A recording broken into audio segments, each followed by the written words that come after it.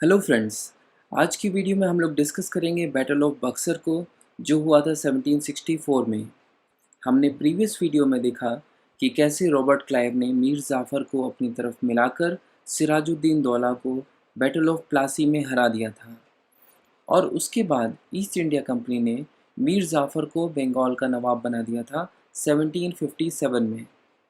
मीर जाफ़र बंगाल का नवाब तो बन गया था, लेकिन वो ईस्ट इंडिया कंपनी के हाथ में एक कठपुतली की तरह ही काम कर रहा था। बेचारा उनकी सारी डिमांड्स पूरी कर रहा था, लेकिन ईस्ट इंडिया की कंपनी की डिमांड्स थी कि रुकने का नाम ही नहीं ले रही थी। दिन पर दिन वो बढ़ती ही जा रही थी।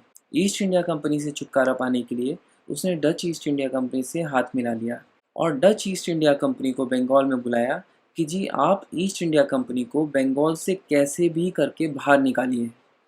डच ईस्ट इंडिया कंपनी को लगा कि चलो, बंगाल में एक लीडिंग कमर्शियल कंपनी बनने का इससे बढ़िया मौका हो ही नहीं सकता है। और मीर जाफ़र ने सोचा होगा कि दोनों कंपनीज को आपस में लड़वा देता हूँ और बैठ के मस्त तमाशा देखूंगा। ब्रिटिश ईस्ट इंडिया कंपनी ने जब देखा कि डच ईस्ट इंडिया कंपनी अपनी आर्मी लेकर आ रही है बंगाल में, तो ब्रिटिश ईस्ट इंडिया कंपनी ने अपने ट्रूप्स चिंसुरा भेजे। चिंसुरा कलकत्ता के पास एक जगह है। यहीं पर बैटल ऑफ चिंसुरा हुई, जिसमें ब्रिटिश ईस्ट इंडिया कंपनी ने डच ईस्ट इंडिया कंपनी को लात मार के भगा दिया। इस बैटल के बाद ब्रिटिशर्स ने मीर जाफ़र से बोला कि भाई मीर जाफ़र, हमने तुझे बंगाल का नवाब बनाया और तूने हम पर ही डच ईस्ट इंडिया कंपनी से अटैक करवा दिया। ये गलती तो माफ़ नहीं की जाएगी। तो इसके बाद रॉबर्ट क्लाइव ने मीर जाफ़र के दामाद मीर कासिम से पूछा कि भाई तुझे नवाब बना दें, बातें माना करेगा हमारी। ऑब्वियसली नवाब बनने के लिए उसने सारी शर्तें मान ली होंगी, और ऐसे बंगाल का नवाब अब मीर कासिम हो गया। मीर कासिम पहले तो ब्रिटिशर्स की डिमांड्स पूरी करता रहा, लेकिन बाद में उसे समझ आई कि ब्रिटिशर्स की बात मानता रहा तो एक दिन पूरे बंगाल का खजाना ख़त्म हो जाएगा, और वो दिन भी दूर नहीं है जब ब्रिटिशर्स उसके हाथ में भी कटोरा थमा देंगे।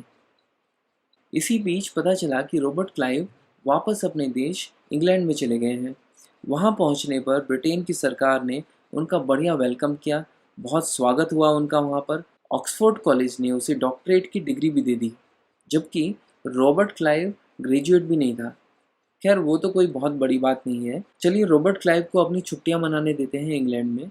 हम लोग वापस से देखते हैं कि बंगाल में क्या चल रहा था उस वक्त। तो मीर कासिम परेशान हो चुका था, क्योंकि ईस्ट इंडिया कंपनी लगातार कुछ ना कुछ डिमांड्स लेके आती रहती थी, और साथ ही मीर कासिम के काम में दखल अंदाजी करती जा रही थी। तो भाई, वो भी बंगाल का नवाब है, उसकी भी कुछ जिम्मेदारियां हैं। ऐसे तो नहीं चल सकता कि वो रात दिन थाली लेके ईस्ट इंडिया कंपनी की आरती उतारता रहे।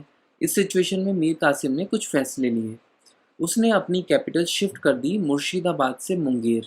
मुंगेर आजकल के बिहार में आता है, बट उस टाइम पर तो बिहार भी बंगाल का ही पार्ट था।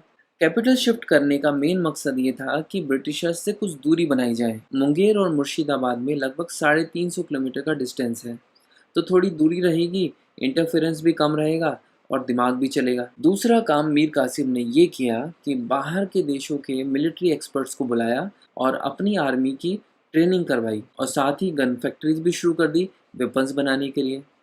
अब उसका कॉन्फिडेंस भी हाई था। अब उसने सोचा कि वो ब्रिटिशर्स को लाइन पे ला सकता है। उसको ये तो पता ही था कि ब्रिटिशर्स तो टैक्स देते ही नहीं है। ये हमने पिछली वाली वीडियो में देखा था, जहाँ पे मुग़ल एम्परर फारूक शियार ने एक फरमान जारी किया था जिससे ब्रिटिशर्स को कोई टैक्स नहीं देना है, और सिराजुद्दीन दौला भी इसी वजह से बैटल ऑफ प्लासी में उसके साथ फंस गया, और फाइनली अंग्रेज़ों ने उसका मुंह भी बंद कर दिया। और दूसरी तरफ जो बंगाल के लोग थे, जो ट्रेडर्स थे, बेसिकली उन्हें तो 40% तक टैक्स देना पड़ता था। तो वो तो बेचारे ब्रिटिश ईस्ट इंडिया कंपनी के साथ कंपटीशन कर ही नहीं सकते थे। इसीलिए ईस्ट इंडिया कंपनी तो रात दिन तरक्की कर रही थी, और अपने लोकल ट्रेडर्स का बुरा हाल था। मीर कासिम ने सोचा कि अगर ब्रिटिश ईस्ट इंडिया कंपनी को बिजनेस में नुकसान होने लग जाए तो वो अपने आप देश छोड़कर भाग जाएंगे।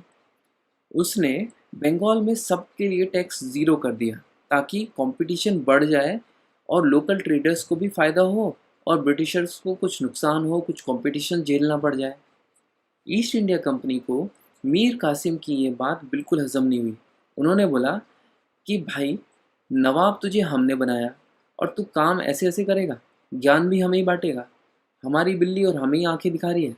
अब इस सब के बाद लड़ाई तो बनती थी और 3 छोटी-मोटी बैटल हुई भी मीर कासिम और ईस्ट इंडिया कंपनी के बीच। मीर कासिम पिट-पिटाकर अवध के नवाब शुजा-उद-दीन के पास पहुंचा। बोला, भाई कुछ हेल्प करोगे? शुजा-उद-दीन ने बोला कि हाँ हाँ, आओ आओ, हेल्प करेंगे आपकी।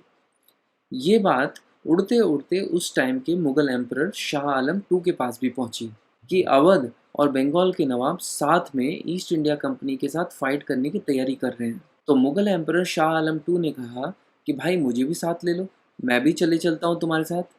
मीर कासिम ने कहा कि आइडिया बुरा नहीं है, अब तो मज़ा ही आ जाएगा, क्योंकि तीनों की फ़ौज मिला के तो 40,000 सोल्जर्स हो जाएगी, जो कि ब्रिटिशर्स की फ़ौज से तो ऑलमोस्ट 4 गुना बड़ी है। ये लोग 1764 में बक्सर, जो कि बिहार का पार्ट है, वहाँ पहुँचे। उधर से ब्रिटिश ईस्ट इंडिया कंपनी भी अपनी फ़ौज लेकर आ गई।